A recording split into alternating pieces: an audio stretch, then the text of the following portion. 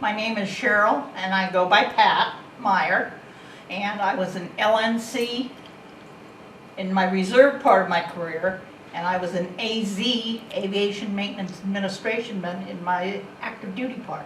I wanted to go into the military right out of high school as a way to get out of the Midwest. A cousin of mine had gone in and got kicked out of boot camp, and I was determined to beat her, and I couldn't wait to see the ocean. It was farming community, and we lived on a farm.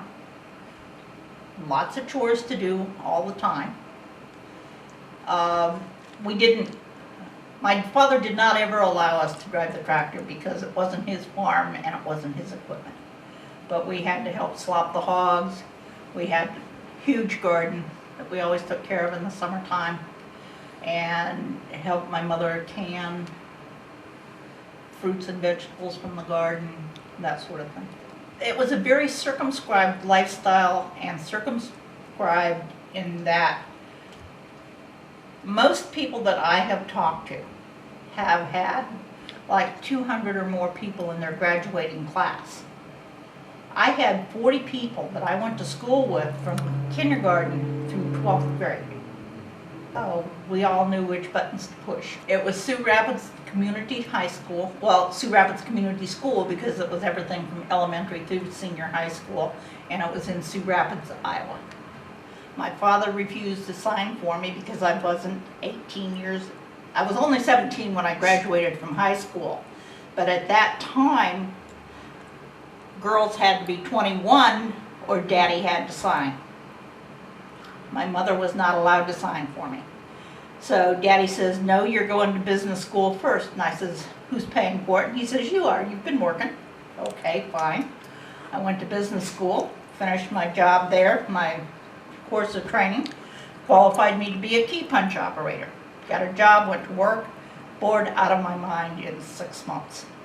So I called my mother and I said, I don't know what you have to do to him, but you get him to sign those papers so I could go in the military and get the hell out of the Midwest.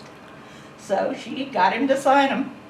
And in February 1970 then, I went off to Bainbridge, Maryland for boot camp. I was one of the last companies to go through Bainbridge before they moved Wave Boot Camp to Orlando, Florida. The funniest thing that happened during boot camp, the base was almost closed down at that point, and all that was left there was a radioman Class B school and the fire department. We had basically no interaction with the men. We were in the barracks all the time. We had a large room that had probably, I think there were 8 bunks in it.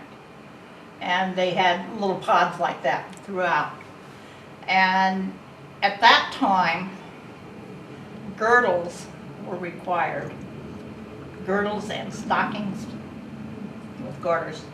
Pantyhose were just then coming into style, and they had no provision for how to fold up pantyhose because we did have a certain way we had to fold and stow everything away. They issued us our dress blues, and let's put it this way, we went into this big room, fitting room, and we had the tailors measure us and try to fit us into clothes, and when we said something about the way they were sizing them, they said, don't worry, you're going to gain weight. And it's like, okay, fine.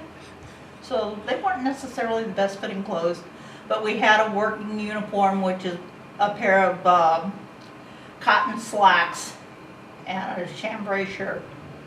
And then we had our dress uniform, which at that time was the navy blue.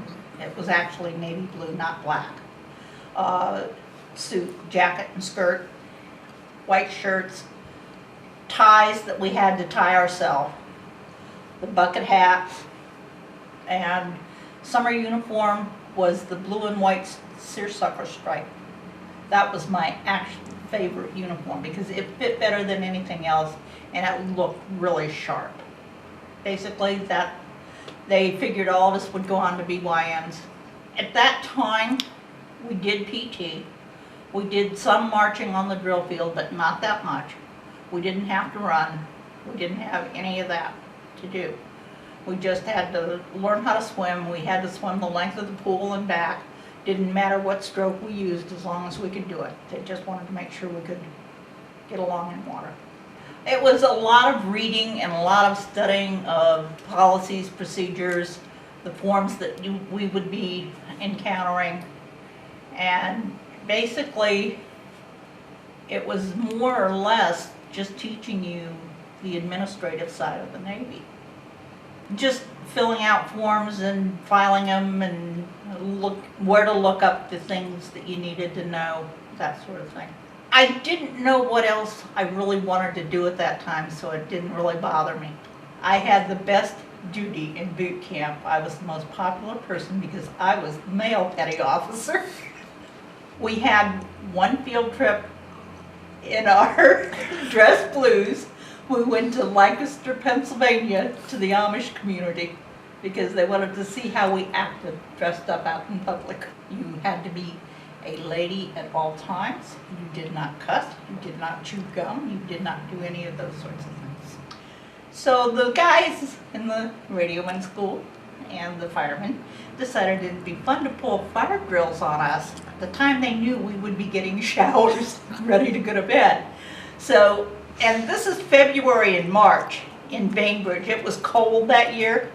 And so they pull fire drills at 10 o'clock at night, and we'd be standing out there freezing my hair on more than one occasion. So boot camp's over with. I go to Millington, Tennessee for aviation maintenance administration in school.